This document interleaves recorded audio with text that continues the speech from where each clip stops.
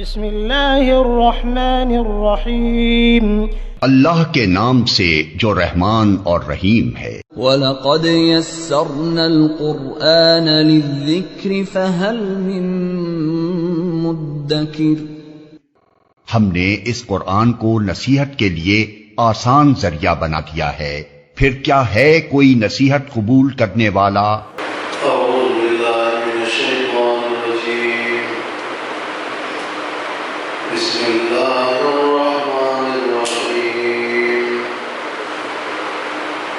فاطر السماوات والارض جعل لكم من انفسكم ازواجا ومن الانعام ازواجا يذرؤكم فيه ليس كمثله شيء وهو السميع البصير، له مقاليد السماوات والأرض يبسط الرزق لمن يشاء ويقدر إنه بكل شيء عليم۔ سورۃ الشورى کی یہ آیت نمبر 11 ہے۔ اللہ تعالیٰ کی ولایت اور تصرف پر اس آیت میں اور اس سے اگلی آیت میں 10 جملے ہیں۔ سورۃ الشورى کا جو بنیادی مضمون ہے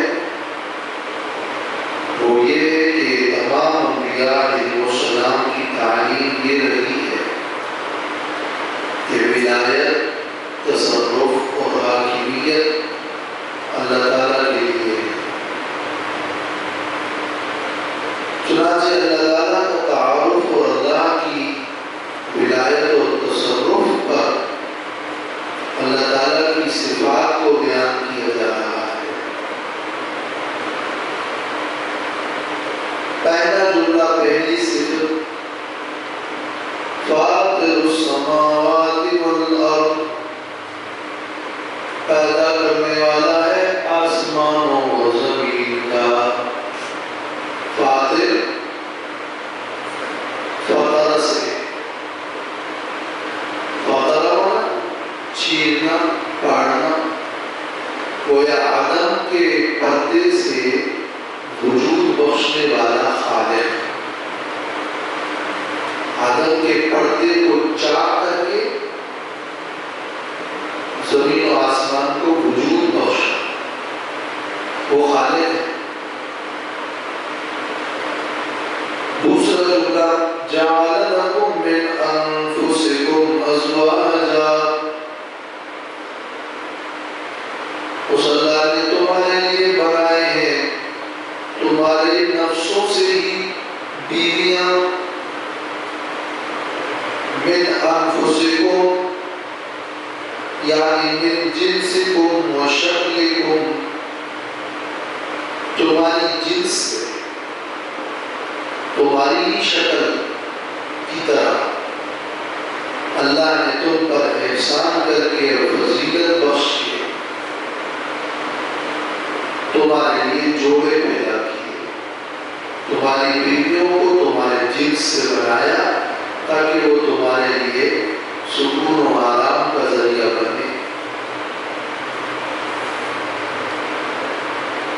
وَمِنَ الْأَنْعَامِ أَزْوَاجًا، تیسرا جملہ، اور چوپانوں سے بھی اللہ نے جوڑے بنائے۔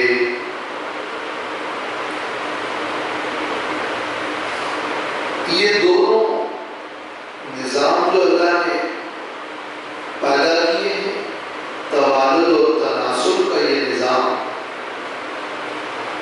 یذرؤکم فیہ، چوتھا جملہ، پھیلاتا ہے وہ اللہ تم کو اس نظام میں،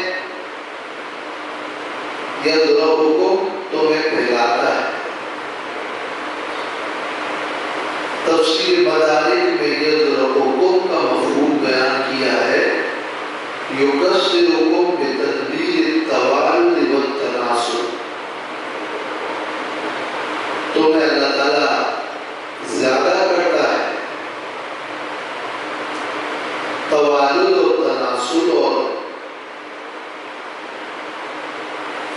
پیدائش کے طریقوں کے ذریعے سے اللہ نے زمین میں تمہیں پھیلایا. يَضْرَبُكُمْ فِيهِ فِيهِ زمین کا مرجع کیا ہے؟ يَضْرَبُكُمْ فِيهِ یعنی يَخْلُقُكُمْ فِيهِ فِي ذَلِكَ الْخَلْقِ، اس مخلوق میں اور اس جہان میں اللہ نے تم کو پھیلایا اور زیادہ کیا. یا فی الرحم فی البطن، اور فی کی زمین کا بدل جعل کی طرف، جو میں نے کہا جعل لکم من انفسکم ازواجا ومن الانعام ازواجا. اس جعل میں یہ جو اللہ نے نظام بنایا ہے، اس انتظام میں اللہ نے تم کو پھیلا دیا. اس توالد و تناسل کے انتظام میں اللہ نے تم کو پھیلایا. تو پیدا بھی کیا اور پھیلایا. وہ فاتر بھی ہے اور اس نے پھر یہ نظام بھی بنایا. لَيْسَ كَمِثْلِهِ شَيْءٌ، یہ پانچواں جملہ ہے. نہیں ہے اس اللہ کی طرح کوئی بھی چیز، کوئی شے اللہ کے مثل نہیں. اللہ تعالیٰ کی ذات کی طرح کوئی ذات نہیں. اللہ کی صفت کی طرح کسی کی صفت نہیں. اللہ تعالیٰ اپنی ذات میں، صفات میں، حق عبادت میں منفرد ہے. اللہ تعالیٰ کو مخلوق پر قیاس مت کرو. اللہ تعالیٰ کے لیے مخلوق کی طرح جسم مت مانو. اللہ کے لیے تشبیہ کوئی نہیں. اس جملے میں اللہ تعالیٰ کا ایک بہت بڑا تعارف موجود ہے. لَيْسَ كَمِثْلِهِ شَيْءٌ. اس جملے میں کَمِثْلِهِ کا لفظ ہے. مثل کا معنی ہے کی طرح، اور یہ جو کاف کا ہے، کا معنی بھی ہے کی طرح. تو لَيْسَ كَمِثْلِهِ شَيْءٌ، اس جملے کا معنی پھر اس لفظی ترجمے کے اعتبار سے یوں بنا کہ نہیں ہے اللہ کے مثل کی طرح کوئی چیز. اللہ کے مثل کا مثل نہیں. اس جملے کا معنی تو یہ ہوا کہ اللہ کے مثل کا مثل نہیں. تو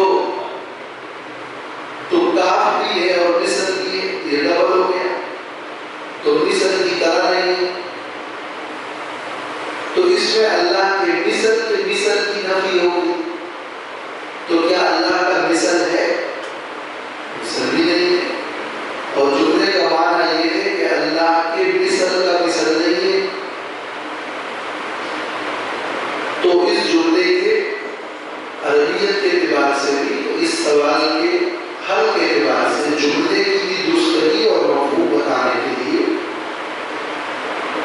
بعض کہتے ہیں یہ جو لفظ مثل ہے یہ کبھی ذات کے معنی میں ہوتا ہے اور کبھی لفظ مثل صفت کے معنی میں بھی ہوتا ہے. تو اس طرح اس جملے کے دو ترجمے یہ لَيْسَ كَمِثْلِهِ شَيْءٌ، یعنی لَيْسَ كَذَاتِهِ شَيْءٌ، اللہ کے ذات کی طرح کوئی چیز نہیں ہے. مثل بمانا ذات. نمبر دو، مثل بمانا صفت. تو لَيْسَ كَمِثْلِهِ شَيْءٌ یعنی لَيْسَ كَصِفَتِهِ شَيْءٌ، اللہ کی صفت کی طرح کوئی صفت نہیں. اللہ تعالیٰ کی صفت صفت کی طرح کوئی شے نہیں. تو کمثلی ہی یعنی کصفت ہی، کمثلی ہی یعنی کذات ہی. تیسرا یہ کہ یہ جو کاف ہے یہ زائد ہے. عربیت میں بعض الفاظ حسن کلام یا تاکید کے لیے اضافی استعمال ہوتے ہیں. تو لیس کمثلہ شیء میں تاکید ہے کہ اللہ کے لیے کوئی مثل نہیں، بالکل نہیں، تشبیہ کوئی نہیں، نہ کاف سے نہ مثل سے. کاف کے لفظ حرف کے ذریعے بھی تشبیہ کوئی نہیں، مثل کے حرف کے ذریعے بھی تشبیہ کوئی نہیں. اس کے مثل بالکل نہیں، اس کی طرح اس کی مثل کوئی نہیں. یہ ڈبل بات ہو گئی. اس کی طرح اس کے مثل کوئی نہیں. تو یہ تاکید کے لیے زائد ہے. یہ تیسرا مفہوم.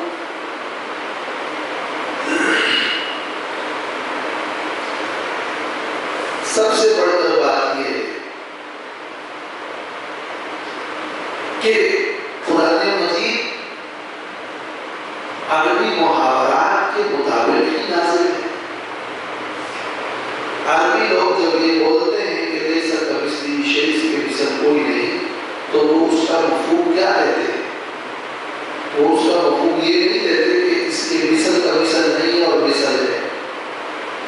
وہ اس کا استعمال ہی اس لیے کرتے ہیں کہ اس کا مطلب یہ کہ اس کی مثل بالکل کوئی نہیں.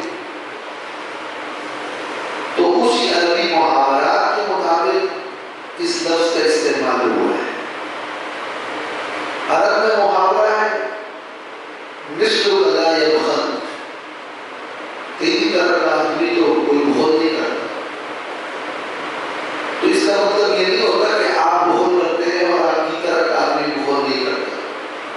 مثل لا یبخل کا مطلب یہ ہے کہ آپ بخل نہیں کرتے، آپ کی طرح کا آدمی تو بخل نہیں کرتا. آپ کی طرح کا آدمی بخل نہیں کرتا کہ یہ مطلب تو نہیں ہے کہ آپ کرتے ہیں اور اپنی طرح نہیں کرتے. یہ آپ نہیں کرتے.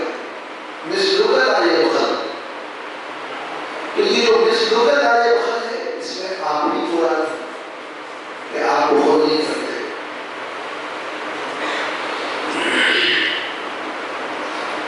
لہذا یہ لیس کمثلہ شیء عرب کے محاورے میں کاف کا اضافہ مستعمل ہے. عرب کے لوگ یہ کہتے ہیں وقتلا، ایک شاعر نے کہا ہے وقتلا کمثل جذوع النخل، اور مقتولین کھجور کے تنوں کے مثل. تو مقتولین کھجور کے تنوں کے مثل ہے. قتلا کمثل جذوع النخل، تو کمثل وہاں استعمال ہوا ہے، وہاں کھجور کے تنوں کی طرح ہی ہوا ہے. یا ما ان کمثلہم فی الناس احد، ما ان کمثلہم فی الناس احد، ان کا مثل تو لوگوں میں کوئی نہیں. کمثلہ یہ استعمال ہوا ہے. تو لیس کمثلہ شیء میں یہ اشکال کرنا تب ہوتا جب عربیت میں اس طرح کا استعمال محاورہ نہ ہوتا، ورنہ اس پہ کوئی سوال نہیں. بلکہ یہ بطور مبالغہ استعمال ہوتا ہے کہ آپ کی طرح کا بھی لیس کمثلہ شیء اگر بالفرض، بفرض محال، بالفرض آپ کا مثل ہو بھی تو وہ بھی آپ کی طرح نہیں. چل جائے کہ آپ کی طرح ہو، آپ کا مثل ہو تو وہ بھی آپ کی طرح نہیں ہے. تو اس جملے میں مبالغہ بہت زیادہ ہوتا ہے.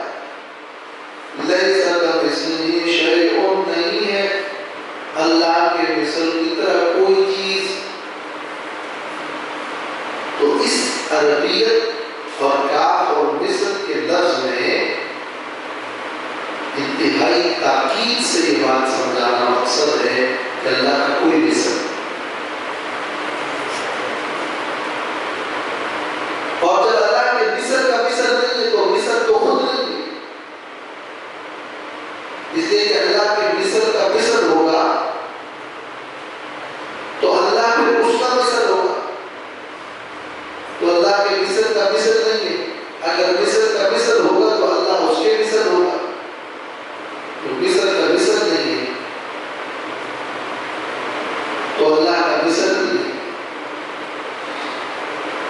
بہرحال اس جملے میں اللہ تعالیٰ کی ایک بہت بڑی پہچان ہے. وَهُوَ السَّمِيعُ الْبَصِيرُ، وہ اللہ ہے سننے والا، البصیر دیکھنے والا. یہ چھٹا جملہ ہے. اللہ سننے والا ہے، اللہ دیکھنے والا ہے. لیکن اللہ کا سننا، اللہ کا دیکھنا وَلَيْسَ كَمِثْلِهِ شَيْءٌ، اس کے مثل تو کوئی نہیں. تو مخلوق میں نام سننے کا، دیکھنے کا، یہ نام ایک جیسے ہو سکتے ہیں، لیکن جس طرح کا سمیع اللہ ہے، جس طرح کا بصیر اللہ ہے، اس طرح کا سمیع اور اس طرح کا بصیر کوئی نہیں.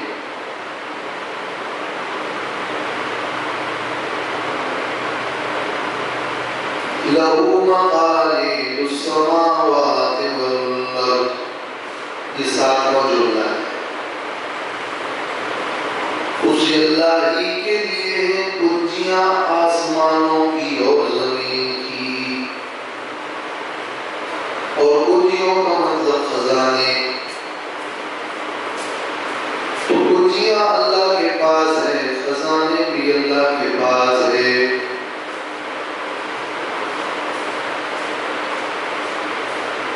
يَبْسُطُ الرِّزْقَ لِمَن يَشَاءُ وَيَقْدِرُ،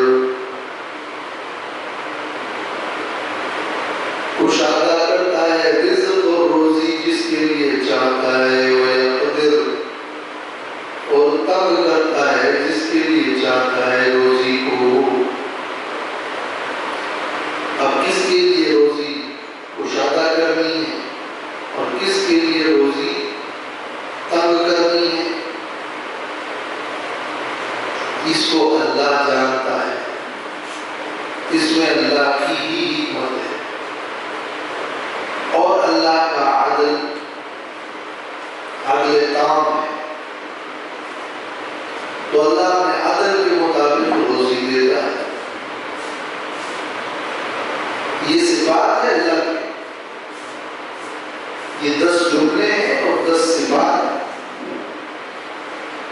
اللہ تعالیٰ کی معرفت اللہ کے صفات کے توسط سے ہوتی ہے. تو اگر ان صفات پر غور کیا جائے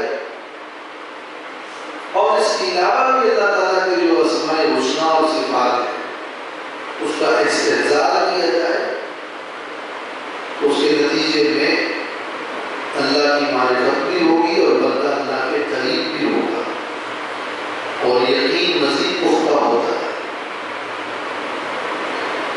رزق دینے والا اللہ ہے،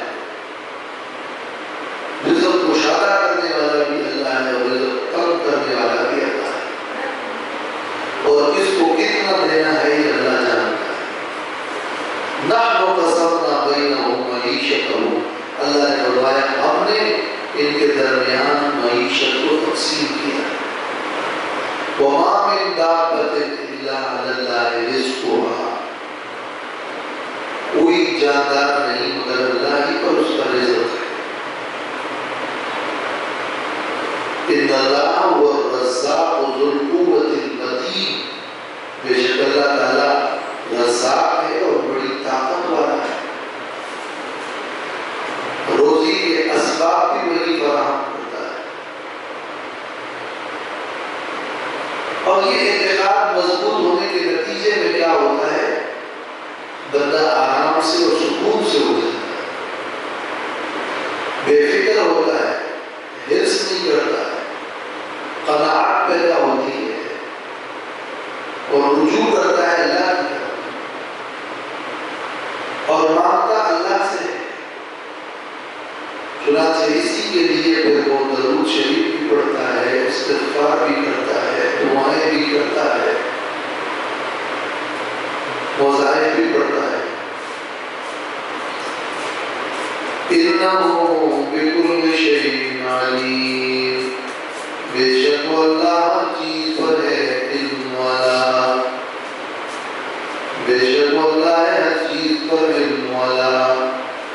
یہ 10 معلوم ہے، اللہ تعالیٰ کو سب پتہ ہے، اور جب اللہ کے علم کا یقین پیدا ہوتا ہے تو پھر بندہ کوئی گناہ نہیں کر سکتا۔ لوگوں کو تو جب یہ معلوم ہو جائے کہ اس کا باپ یا استاد کوئی بڑا دیکھ رہا ہے تو بھی سنبھل جاتے ہیں، اور اللہ کے علم کا اعتقاد مضبوط ہوگا تو اصلاح ہوگی۔ بس کائنات میں، اپنے نفس میں، حالات میں، ہر جگہ پر اللہ کی صفات بالکل سامنے ہونی چاہیے۔ جب اللہ کی صفات سامنے ہوگی تو ہی فائدہ ہوگا۔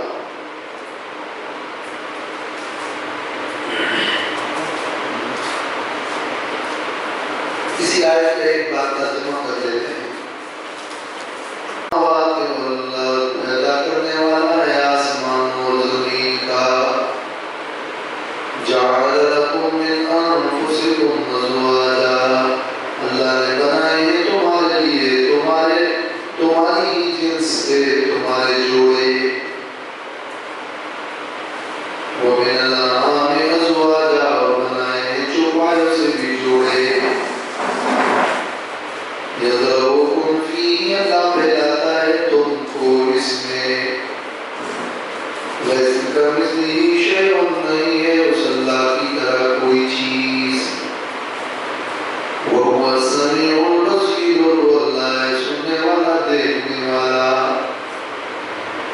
لہ مقالید السماوات والارض، اس اللہ ہی کے لیے ہے کنجیاں آسمانوں و زمین کی، یبسط الرزق لمن یشاء ویقدر، فراخ کرتا ہے، کشادہ کرتا ہے رزق جس کے لیے چاہتا ہے، یہ 8 وجہ ہے، ویقدر،